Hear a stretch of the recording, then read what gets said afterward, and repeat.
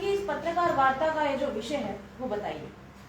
आज की पत्रकार वार्ता जो रखी गई है भारतीय जनता पार्टी कार्यालय में ओबीसी समाज, भाजपा ओबीसी मोर्चा की तरफ से ओबीसी समाज के जो हक थे, पिछले 30 सालों से जो ओबीसी समाज जम्मू कश्मीर का इससे महरूम था, वो 2 दिन पहले भाजपा सरकार ने, जो सेंटर में केंद्र में हमारी सरकार है, उन्होंने एक बिल लाया है जो यहाँ पे ओएससी सोशल कास्ट, ओबीसी समाज को सोशल कास्ट के अंदर दर्जा दिया गया था 30 साल में, जिसमें हक नहीं दिए गए थे।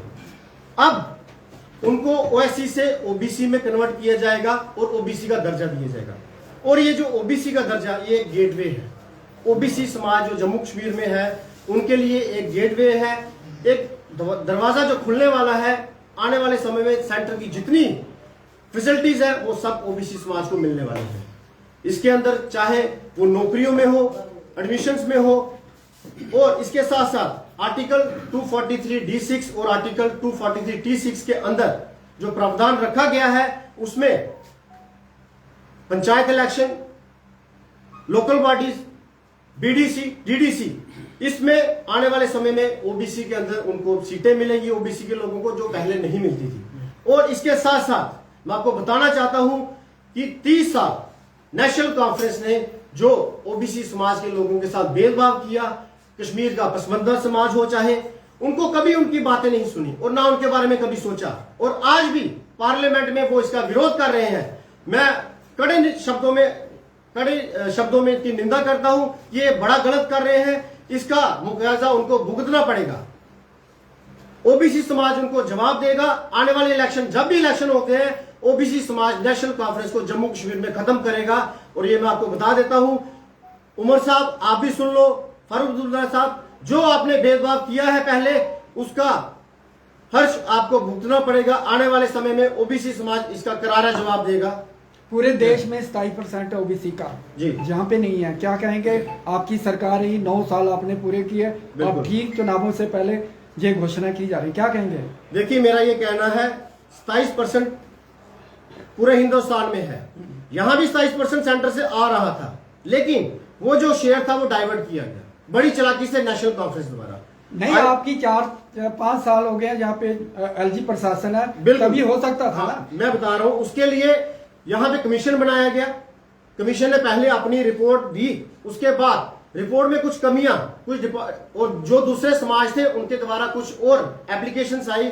फिर कमीशन का कार्यकाल बढ़ाया गया और कमीशन ने अपनी रिपोर्ट दे दी है। और जैसा कि आपने देखा, पार्लियामेंट में अभी 2 दिन पहले एक बिल लाया गया रिजर्वेशन अमेंडमेंट एक्ट के तहत 2023। उसमें ये जो ओएससी का नॉमेनक्लेचर है, इसको ओबीसी में कन्वर्ट किया गया।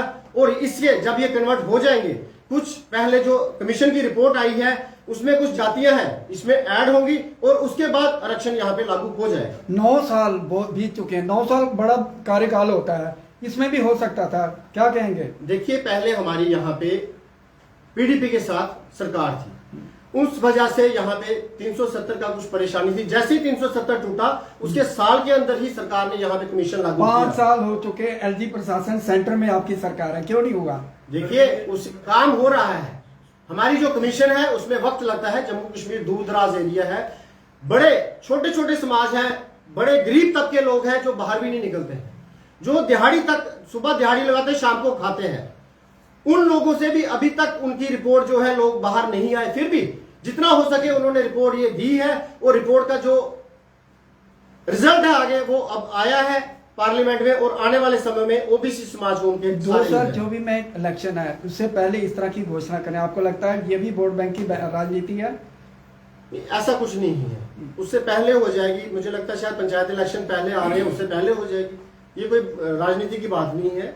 जो कार्रवाई थी सितंबर तक उसका कार्यकाल था, उससे पहले उन्होंने ये रिपोर्ट दे दी है। और इसका आपने रिजल्ट देखा कि पार्लियामेंट में हमारा बिल आ गया है।